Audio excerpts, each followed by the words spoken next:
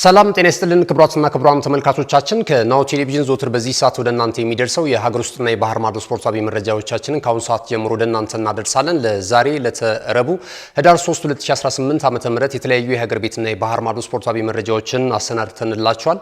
እንድትከታተሉን እንጋብዛለን። መረጃዎቹን አሰናድቶ ወደ እናንተ በማድረስ ገዛ ሄንዱ ላይ ካሜራ ባለሙያችን ዘካሪያስ ኃይሉ ከኛ ጋር ቆይታ ያደርጋል። አብራችሁኑ ነው። ወደ ቀዳሚው የሀገር ቤት ስፖርታዊ መረጃችንን ስናልፍ የኛውን ቀዳሚ እናደርጋለን። በኢትዮጵያ አስተናጋጅነት በሚከናወነው የኤሴካፋ ከ17 ዓመት በታች የማጣሪያ ውድድር ኢትዮጵያ እንግዲህ በአበበ ቢቂላ ስቴዲየም እና በድሬዳዋ ኢንተርናሽናል ስቴዲየም ይህንን ውድድር ለማከናወን ዝግጅቷን ማጠናቀቋን የኢትዮጵያ እግር ኳስ ፌዴሬሽን ይፋ አድርጓል።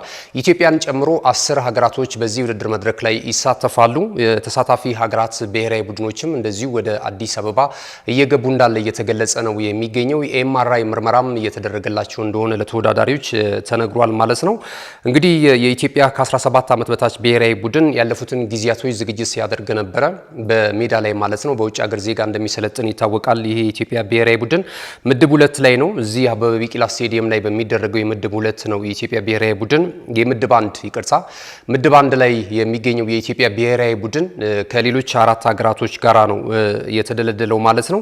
ምድብ 1 ላይ ኢትዮጵያ፣ ኬንያ፣ ሳውዝ ሱዳን፣ ሶማሊያና ሩዋንዳ እንደዚሁ ተደልድለዋል። ሩዋንዳ ላይ በሚደረገው የምድብ 2 ጨዋታ ላይ ደግሞ ዩጋንዳ፣ ብሩንዲ፣ ታንዛኒያ፣ ሱዳንና እንደዚሁ ጅቡቲ ተደልድለዋል ማለት ነው። ከፊታችን ቅዳሜ ጅማሮን የሚያደርግ ነው የሚሆነው።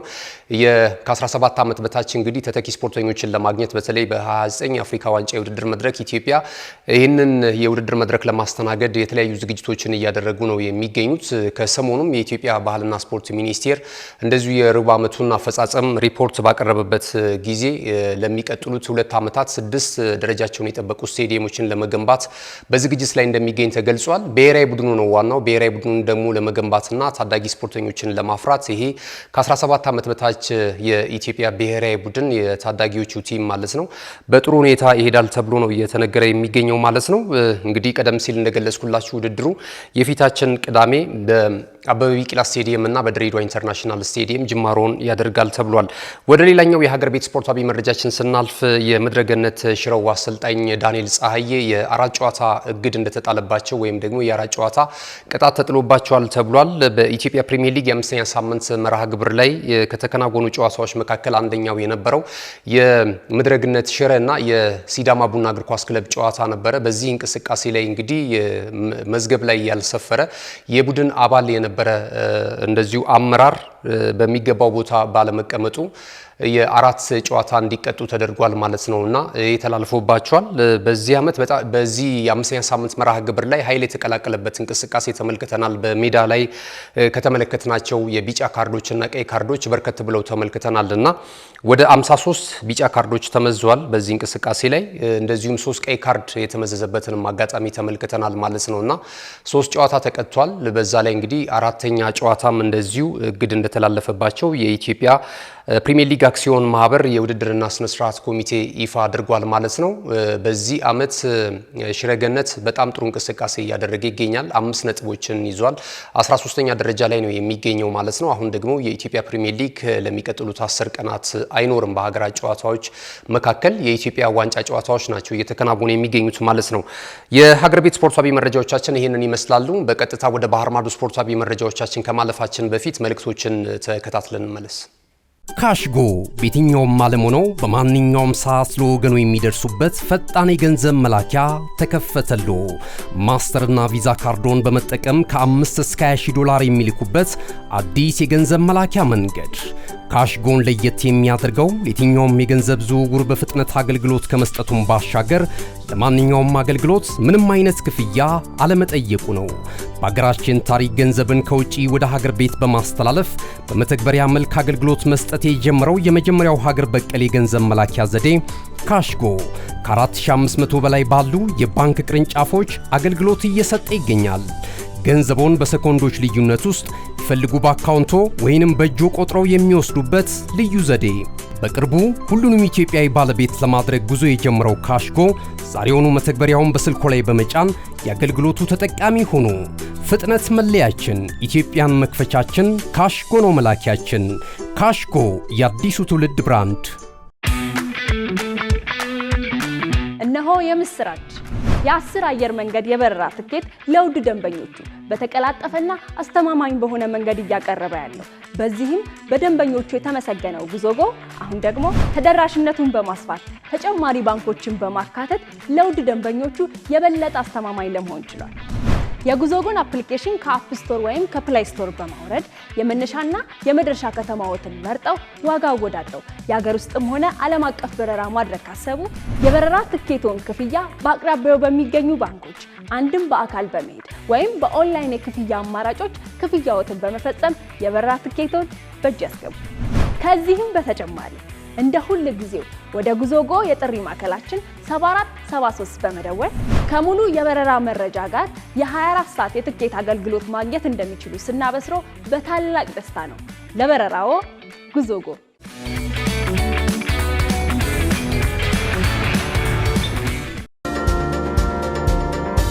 ተመልሰናል። ክቡራትና ክቡራን ተመልካቾቻችን ይህ ናሁ ቴሌቪዥን ነው። እየተከታተላችሁ የምትገኙት ደግሞ ናሁ ስፖርት ነው። ቀደም ሲል የሀገር ቤት ስፖርታዊ መረጃዎችን ወደ እናንተ አደርሰናል። ከዚህ ሰዓት ጀምረን የባህር ማዶ ስፖርታዊ መረጃዎችን ወደ እናንተ የምናደርሰው። ወደ ቱርክ ሊግ እናመራለን። በቱርክ ሊግ ጥሩ ነገሮች እየተሰሙ አይደሉም የሚገኙት። ከጨዋታ ውርርድ ጋር በተያያዘ ከዚህ ቀደም በርከት ያሉ ዳኞች እንደዚሁ ክስ እንደተመሰረተባቸው ወይም ደግሞ ከስራቸው እንደታገዱ ሲገለጽ ነበረ። በቱርክ እንግዲህ 571 በተለያዩ ደረጃ የእግር ኳስ ጨዋታን የሚመሩ ዳኞች እንዳሉ ተነግሯል። ከነዚህ ዳኞች መካከል 371ዱ የውርርድ አካውንት እንዳላቸው ተነግሯል ማለት ነውና ባልተገባ ሁኔታ ለስፖርተኛ በማይፈቀድ መልኩ ወይም ደግሞ የስፖርት አካል በሆኑ ግለሰቦች ላይ የማይፈቀዱ ነገሮችን እየተገበሩ ነው የሚገኙት።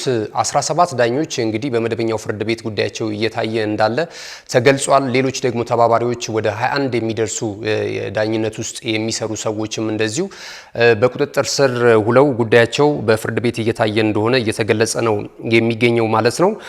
እንግዲህ ቱርክ እግር ኳስ ፌዴሬሽን አሁን በዚህ በውርርድ ዙሪያ ስሙ እጅግ በጣም እየጠለሸ ነው የሚገኘው። አሁን ደግሞ ወደ ተጫዋቾች ዞሯል። 1024 የሚደርሱ ስፖርተኞች ወይም ደግሞ እግር ኳስ ተጫዋቾች ከመጀመሪያው ሱፐር ሊግ ጀምሮ ታችኛው ድረስ በቱርክ በእንደዚህ አይነት ሁኔታ ውስጥ እየተሳተፉ እንዳለ ተገልጿል ማለት ነው። እግድም ተጥሎባቸዋል። የብሔራዊ ቡድኑን ጭምር ተጫዋቾች ለጋላታ ሰራይ የሚጫወት አንድ የተከላካይ ስፍራ ተጫዋች እንደዚሁ ከካምፕ ስለመሰናበቱ እየተገለጸ ነው የሚገኘው ማለት ነው እና ለቱርክ ጥሩ አይደለም። አሁን እነዚህ ተጫዋቾች እንግዲህ የታገዱት ወደ 1024 የሚደርሱ ተጫዋቾች ናቸው። በእነዚህ ተጫዋቾች ምትክ የቱርክ ሊግ እየተከናወነ ስለሚገኝ በቀጣይ ቡድኖች ክፍተት እንዳይኖርባቸው እንግዲህ ለፊፋ በልዩ ሁኔታ የተጫዋቾች የዝውውር መስኮት ለሚቀጥሉት 2 ሳምንታት እንዲከፈትላቸው እንደዚሁ የቱርክ ፌዴሬሽን ለፊፋ ጥያቄውን አቅርቧል። ፊፋ እንግዲህ በልዩ ሁኔታ ይህንን ጉዳይ ተመልክቶ ክለቦች በሚታገዱባቸው ተጫዋቾች ልክ ተጫዋቾችን እንዲያስፈርሙ እንደዚሁ ፍቃድ እንዲሰጣቸው እየገለጹ ነው የሚገኙት። ከዚህ ቀደም በእኛ ሀገርም የተወሰነ ቢሆንም አሁንም ማጣሪያ ቢደረግ በጣም በሰፊ ሁኔታ የሚጫወቱ የሚሳተፉ ተጫዋቾች እንዳሉ ግልጽ ነው። በእንግሊዝ ፕሪሚየር ሊግንም ከዚህ በፊት ኢቫን ቶኒን ተመልክተናል።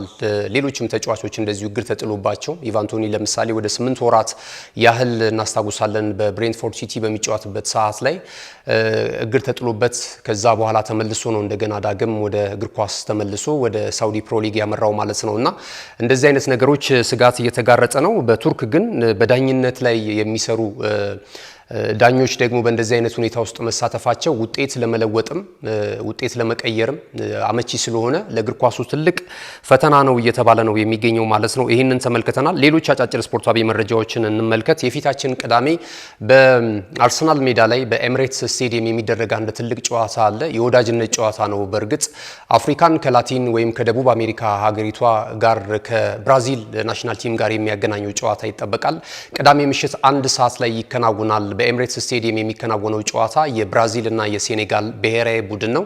ሁለቱም እንግዲህ በየሀገራቸው እጅግ በጣም ትልልቅ ስም ያላቸው ተጫዋቾችን በውስጣቸው ይዘዋል ማለት ነውና በስቴዲየም ፎቶቸውን እየተነሱ እየተመለከትን ነበር። ለምሳሌ የብራዚል ብሔራዊ ቡድን እንደነ ቪኒ ጁኒየርን የመሳሰሉ ተጫዋቾችን አይተናል። እነ ገብርኤል ማጋሌዝ ያው እዛው ሜዳቸው ነው ለማለት ይቻላል ጨዋታቸውን ያከናውናሉ። ከዚህ ቀደም የብራዚል ብሔራዊ ቡድን በመጨረሻ ካደረጋቸው 5 ጨዋታዎች በሁለቱ ሽንፈት አጋጥሞታል። በጃፓን 3-2 መሸነፉን እናስታውሳለን። ከዛ ባለፈ ደግሞ በቦሊቪያም እንደዚሁ 1-0 በሆነ ውጤት ተሸንፏል።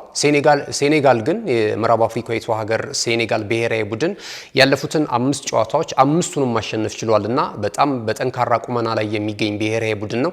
ከዚህ ቀደም በዚህ በፍሬንድሊ ጌም ተገናኝተው ነበር ሁለቱ ሀገራት ብሔራዊ ቡድኖች ማለት ነው። የሴኔጋል ብሔራዊ ቡድን 1-0 በሆነ ውጤት ማሸነፉ የሚታወስ ነውና ይህንን ጨዋታ ልዩ ያደርገዋል። በሁለቱ ብሔራዊ ቡድኖች ውስጥ ያሉ ደግሞ ትልልቅ ከዋክብቶች የበለጠ ብርቱ ፍክክር ሊያደርጉበት እንደሚችል ተገልጿል። እንደ ወዳጅነት ጨዋታ አይደለም እየተናፈቀ የሚገኘው ማለት ነውና ይህንን አይተናል። ሌሎች አጫጭር ስፖርታዊ መረጃዎችን ስንመለከት እስቲ ዛሬ ከቼልሲ እንጀምር። የቼልሲ የወርሃ ጥቅምት ምርጡ ተጫዋች እንደዚሁ ታውቋል። ኢኳዶሪያዊው የ24 ዓመቱ የአማካኝ ስፍራ ተጫዋቹ ሞሰስ ካይሴዶ በቼልሲ ቤት እንግዲህ ያለፉትን ጨዋታዎች ባደረገበት እንቅስቃሴ ለቡድኑ መሻሻል ጉልህ አስተዋጽኦ ከነበራቸው ተጫዋቾች መካከል አንደኛው ነው። ይህንንም ተከትሎ እንግዲህ የወርሃ ጥቅምት የቼልሲ ምርጡ ተጫዋች ተደርጎ የተመረጠው ሞይሰስ ካይሴዶ ነው ማለት ነው። ካይሴዶ በጣም በውድ ከሚባሉ ተጫዋቾች መካከል ነው። ከ100 በላይ እንግዲህ ወጪ ተደርጎበት ነው። ከ100 ሚሊዮን ፓውንድ በላይ ወጪ ተደርጎበት ነው የምዕራብ ለንደኑ ክለብ ቼልሲ ከብራይተን የተቀላቀለው ማለት ነው። የሱና የዴክላን ራይስ አንዳንድ ጉዳዮችን ከሰሞኑም እየተመለከትን እንዳለ ነው ሲያነጻጽሯቸው ነበሩ የሁለቱ ቡድኖችን ሚና በፕሪሚየር ሊጉ ላይ ያላቸውን እና በክለባቸው ውስጥ ያላቸውን ተጽዕኖ በተመለከተ ማለት ነው። ይህንን አይተናል። በተመሳሳይ የአርሰናል እግር ኳስ ክለብም እንደዚሁ የወርሃ ጥቅምት ምርጡ ተጫዋችም እንደዚሁ ታውቋል። ተከላካዩ ብራዚላዊ ኢንተርናሽናል ገብርኤል ማጋሌጅ የአርሰናል የወርሃ ጥቅምት ምርጡ ተጫዋች ተደርጎ እንደዚሁ ተመርጧል ማለት ነው። ወደ 45% የድምጽ ብልጫ አግኝቶ ነው ከሌሎች ተፎካካሪ ተጫዋቾች የሆነው ማለት ነው። እንግዲህ በፕሪሚየር ሊጉ ምርጡ ተጫዋች ቀደም ሲል ያው ይፋ እንዳደረግነው ወይም ደግሞ ወደ እናንተ መረጃውን እንዳደረስነው ባለፉት ጊዜያቶች ብሪያን ምቤሞ ከማንቸስተር ዩናይትድ በተጫዋችነት በአሰልጣኝነት ደግሞ ከዛው ከማንቸስተር ዩናይትድ ሩበን አሞሪም መሆናቸውን እንደዚሁ መረጃ ማድረሳችን ይታወሳል። አሁን ደግሞ የወርሃ ጥቅምት የየክለቦቹ ምርጥ ተጫዋቾች ይፋ እየሆኑ ነው የሚገኙትና የቼልሲና የአርሰናልን እንደዚህ በዚህ መልኩ መረጃውን ወደ እናንተ አደርሰናል።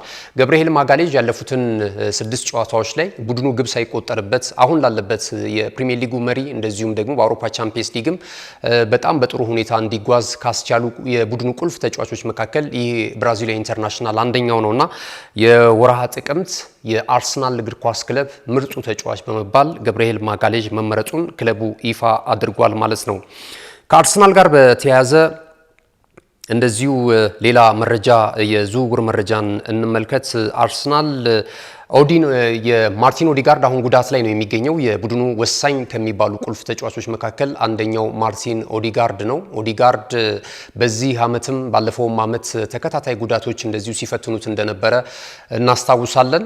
እንግዲህ የ2025/26 የተወዳጁ የእንግሊዝ ፕሪሚየር ሊግ ጅማሮውን ካደረገ 11 ሳምንታቶች ተቆጥረዋል። 11 መርሃ ግብሮችም እንደዚሁ ተከናውነዋል። አርሰናል በ26 ነጥብ የሊጉን የደረጃ ሰንጠረዥ እንደሚመራ ይታወቃልና ማርቲን ኦዲጋርድ እንግዲህ ካለፉት 11 ጨዋታ በሊግ 6 ጨዋታዎችን ብቻ ነው ማከናወን የቻለው። ያን ያህል እንግዲህ ከጉዳት ጋር እየታገለ ነበረ። አሁን ግን ምናልባት ከሀገራት ጨዋታዎች መልስ የሚመለስበት ሁኔታ እንዳለ እየተገለጸ ይገኛል። እንግዲህ የጥር ተጫዋቾች የዝውውር መስኮት በቅርቡ ጅማሮውን ያደርጋል ከወራት በኋላ ማለት ነውና ይህንን ተከትሎ አንዳንድ የሩመር መረጃዎች እየወጡ ነው የሚገኙት። ማርቲን ኦዲጋርድን በተመለከተ እንግዲህ ከዚህ ቀደም ሌሎች ክለቦች ሲፈልጉት ባርሴሎና የስፔኑ ክለብ ባርሴሎና አጥብቆ እንደሚፈልገው ሲነገር እንደነበረ የተለያዩ የመገናኛ ብዙሃን እንደዚሁ ይህ መረጃ ይዘው ሲወጡ ተመልክተናል። ከዛ ባለፈ ደግሞ አሁን የወጡ መረጃዎችን ስንመለከት የጣሊያኑ ክለብ ኢንተር ሚላንም የዚህን ተጫዋች ፊርማ ለማግኘት ፍላጎት ካላቸው ክለቦች መካከል አንደኛው ነው ተብሏል። ነገር ግን አርሰናል ደግሞ ይህንን ተጫዋች መሸጥ እንደማይፈልግ ለኢንተር ሚላን ሰዎች ስለመንገሩ ተነግሯል። በቃል ደረጃ የሆነ ነው ተብሏልና እንግዲህ ማርቲን ኦዲጋርድ በአርሰናል የረጅም ጊዜ የውል ኮንትራት ይኖረዋል ተብሎ ይጠበቃል። የቡድኑን ሚዛን በመጠበቅና በጨዋታው እንቅስቃሴ ለአርሰናል አሁናዊ ጥንካሬ ጉልህ አስተዋጽኦ ከነበራቸው ተጫዋቾች ያለፉትን አመታቶች ብንመለከት የዘንድሮ እንኳን ጉዳት ላይ ነው። አምናም የተከሻ ጉዳት ገጥሞት እንደነበር እናስታውሳለን። በተደጋጋሚ በዚህ አመትም የተከሻ ጉዳት እንደገጠመው እናስታውሳለንና ይህንን ጉዳይ ተመልክተናል ከአርሰናል ጋር በተያያዘ ማለት ነው። ክቡራትና ክቡራን ተመልካቾቻችን ከናሁ ቴሌቪዥን ናሁ ስፖርት የዛሬ ዕለተ ረቡዕ ህዳር 3 2018 ዓ.ም የተሰናዱ የሀገር ቤትና የባህር ማዶ ስፖርታዊ መረጃዎች ይህንን ይመስሉ ነበረ። ስለተከታተላችሁን በድጋሚ እጅግ በጣም እናመሰግናለን። መረጃዎቹን ወደ እናንተ በማድረስ ገዛኸኝ ዱላ፣ የካሜራ ባለሙያችን ዘካሪያስ ኃይሉ ከኛ ጋር ቆይታ አድርጓል። ተወዳጅ የናሁ ቴሌቪዥን ፕሮግራሞች በቀጣይነት ወደ እናንተ መድረሳቸውን ይቀጥላሉ። መልካም ቀን ይሁንላችሁ።